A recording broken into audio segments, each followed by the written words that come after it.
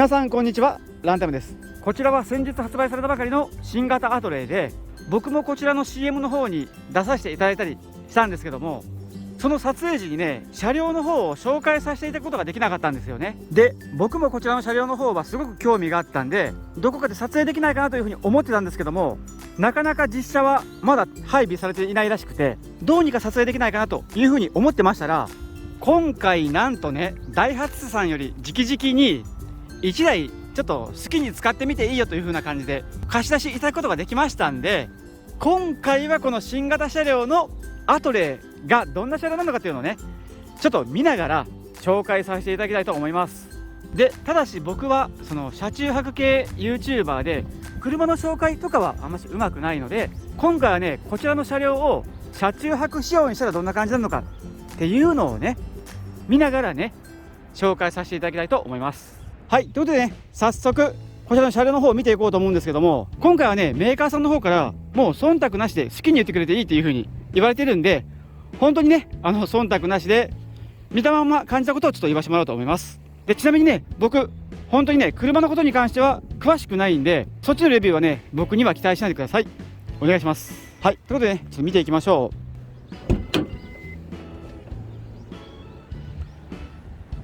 はい、中はこんな感じですね。で、2列目シートはね、結構薄いですね。で、2列目シートはね、薄いんですけども、結構しっかりめのシートで座り心地はそうです。座ってみましょう。よいしょ。あ、シートこんな感じですね。すごい座りやすい。中の居住性はね、こんな感じでから結構いいですね。これだとね、4人乗って問題なく移動できると思います。ただし、この背もたれはもうこれ以上向こうには倒れないみたいですね。で、車中泊仕様にするには、ここを倒して内部をね、フラットにすることで空間が生まれるそうなんで、ちょっとやってみようと思うんですけども、まずはこれですね。これヘッドレストなんですけども、なんかすごくでかいですね。ああ、なるほどね。頭が全部覆うためにはこの高さまで必要だったんだ。椅子がここが低いからかな。で、せっかくなんで、ね、もう早速フルフラットにしてみましょう。まずはこれを外す。はい。で、外したらここを倒したら倒れる。で、紐を引っ張ったらここに隠れるんですね。あ、はい、なるほど。で、反対側もしましょう。そしたらね、フルフラットになりました。あっという間ですね。1個10秒もかからないですね。早いです。で、フルフラットにしたらこのヘッドレストの部分が邪魔になるんですけども、これはね、なんか窓のところにこうやって置けるらしくて、ちょっと置いてみましょう。こうでいいかな。はい、こうですね。おお、なるほど。こうしとけばね、確かに邪魔にならなくていいですね。で、あとここなんですけども、隙間がね少ししかないんで、ここはね、個人的に銀マットなんか貼った際にこの分で少し抑えになるんで、窓の目隠し両方とも落ちてこなくていいですね。これはなかなかいいですね。はい、ということでね、こちらがもうフルフラットの状態なんですけども、中は相当広いですね。公式のサイズがね、どんな感じで書かれてるのか、ちょっと僕ごめんなさい、よく分かってないんですけども、実測値でいこうと思うんですけど、まず幅が一番狭いところでここかな、124センチぐらいですね。かなり広いです。狭いところで124なんでね、相当広いですね。で、長さに関しては2列目シートのこの際から一番後ろまではね、175センチぐらいにはなってるんですけども、これ今測ったのここなんでね、もうちょいいけるんですよね。で、さらにね、この車は運転席と助手席がこんな感じでね、前にガンと行くんですよね。で、シートを倒したらこんな形状になるんですけども、そしたらね、この部分がね、さらに20センチぐらい広がるんですよね。ですんで、逆からちょっと測ってみると、約ね、2メーターぐらい庫内が取れてることになります。この位置で。ちなみにね、助手席側も同じような位置まで来るんで、ちょっとね、5センチぐらい来てますけども、ここまで来るんで、庫内はね、こちらは 1.95 ぐらいですね。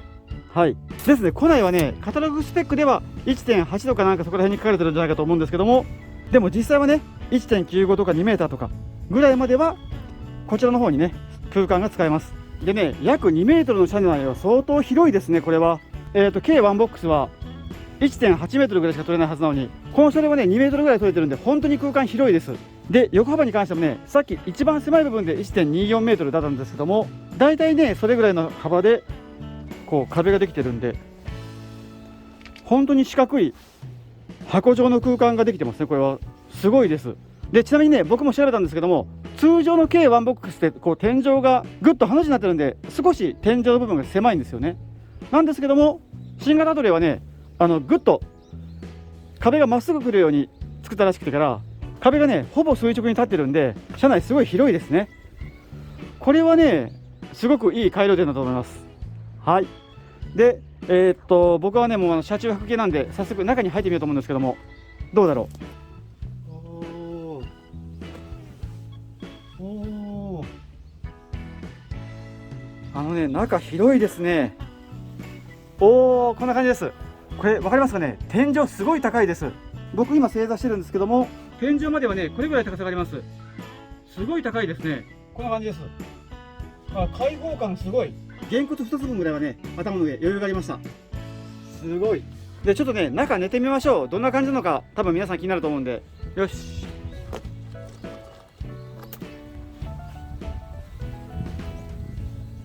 はい、寝てみたらねこんな感じです。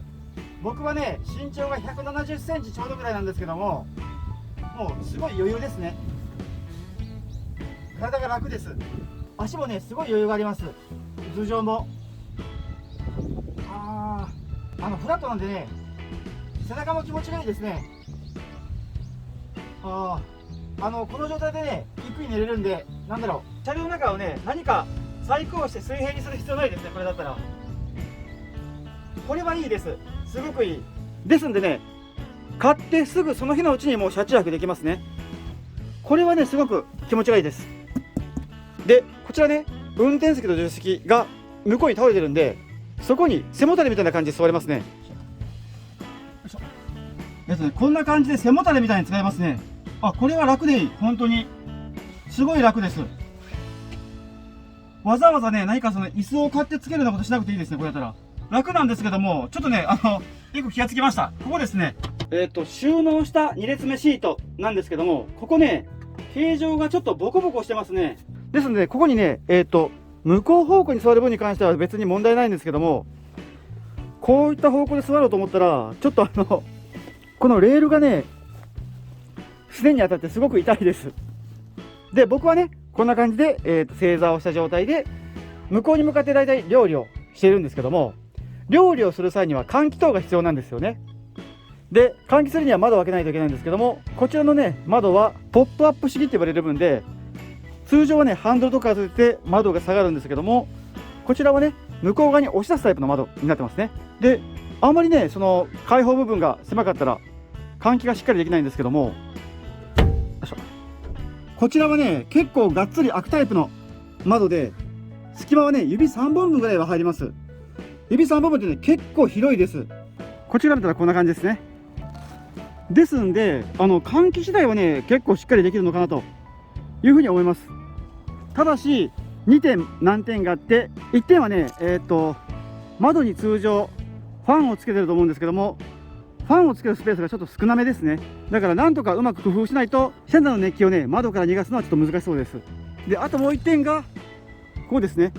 雨が降った際にちょっと隙間から雨が入ってくる可能性がでかいですね。これはちょっと仕方がないのかなと思います。ちなみに個人的にはねこの窓強化ガラスだと思うんですけども、自分でアクリル板かなんかでこの分作ってから、この真ん中を四角く抜いて内側からねなんか開け閉めできるようにできれば、換気もねいい装置ができるのではないかなというふうにね思ったりしてます。でこちら前の方の上は収納がついてますね。これこの車両バンタイプの車両のようにこういうのついてるんですね。中はね空間すごい広いです。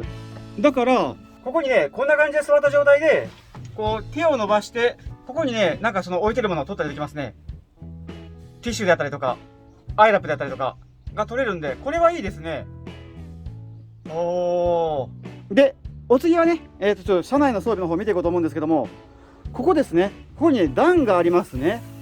でここに段があるんですけど、これはね反対側にもついて、ここにね板材を剥がせばもういきなり机ができるような仕様で、強度はねめちゃくちゃ強いわけではないんですけども、多分ねそこそこの重さのものを乗っけてもしっかり耐えれるような設計になってますね。ちなみに奥行きは72センチぐらいの、幅が約ね 1.3 メートルぐらいの板がここに入りますね。70センチは大きいんで、35センチ ×130 センチぐらいの板をねここに差し込めばもう机になるっていう加工のやつですね。これはすごい便利ですね。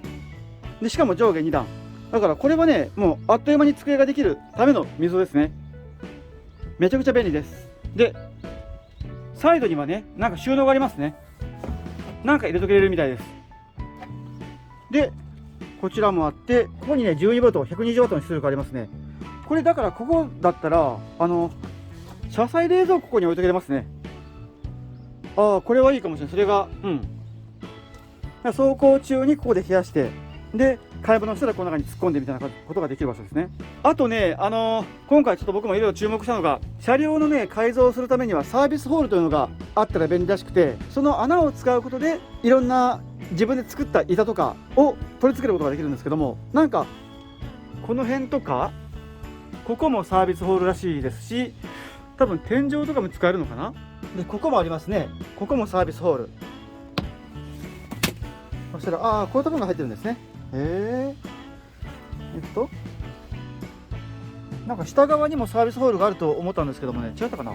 はい。でねここまでちょっとパッと見てみたんですけども、実際にちょっと車中泊仕様にしてみたらどんな感じになるのか皆さん気になりますよね。でちょっとね今回、装備持ってきてるんで、ちょっとパッと中に設置してみてから車中泊仕様にねしてみたいと思います。はい。ということでねこんな感じでセットしてみたんで、ちょっと中入ってみましょう。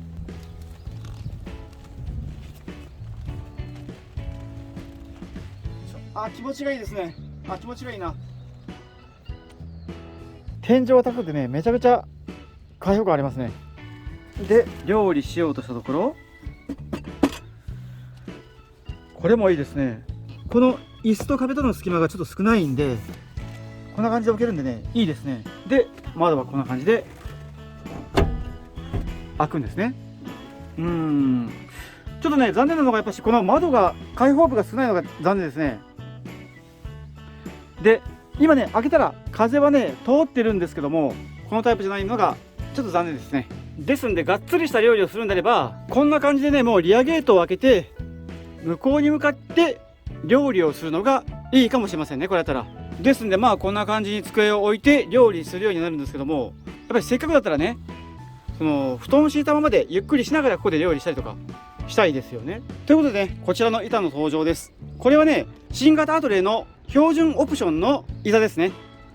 ここに差し込んで使うやつです。はい。こんな感じですね。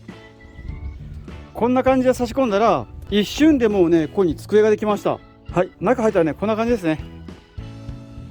向こうからこっちまでいっぱいに来てるんですけども、特にガタガタしないいい板ですねこれは。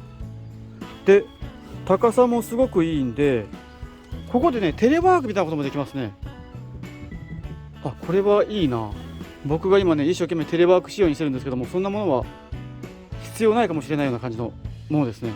で下側にはこんな感じで収納ボックスが入れれるんで、ここに座ってゆっくり外眺めながら料理なんかできますねこれ。これはいいですね。幅的にはね僕のいつもの収納ボックス2個は入りますね。だから調理器具と紙皿類みたいなものがここに下にトントンと入れれますね。もちろんこの下側に冷蔵庫ここに入れることもできるんで、冷蔵庫のものをこうやって取り出しながらここでも料理できますね。これはいいですね。なるほどなるほど。でもし2人の場合だったら夜寝るときはこの上にねこんな感じで上げたらもうここに広場ができるんで 2,3 人で寝れますもんね。これはねかなり良そうです。はい。ということでね車の紹介はこんな感じなんですけども、ちょっとね冷えてきたし最後に何も料理もしないのも寂しいものがあるんで、ちょっとね最後にコーヒーだけ入れて飲みましょう。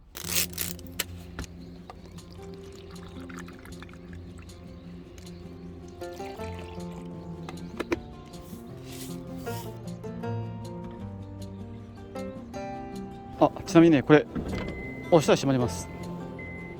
よし沸きました。せっかくなんで中に入っていただきましょう。よしいただきましょう。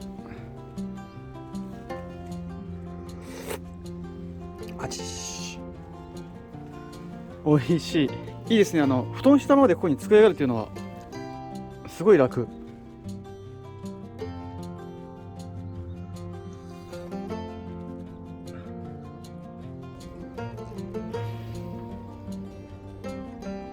美味しかったです。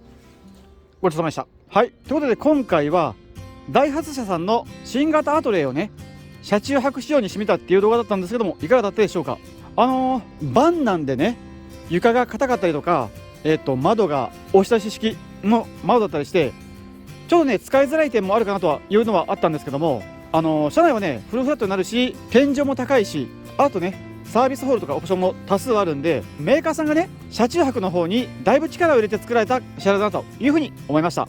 なんですけども、やっぱし実際に車中泊をしてみないと、この車両が車中泊に使えるのかどうかちょっと僕もはっきりわからないんで、次回はねこちらの車両で車中泊動画の方をね撮らせていただきたいと思います。なんですけどもね、やっぱり借り物の車両で車内に匂いをつけるわけにもいかないんで、次回の料理はね少し優しめのものになるかもしれませんけども、一泊ねさせていただこうと思いますので、皆様よかったら次回の動画も見てやってください。はい、こんな感じですかね。ということで今回この辺でご視聴ありがとうございました。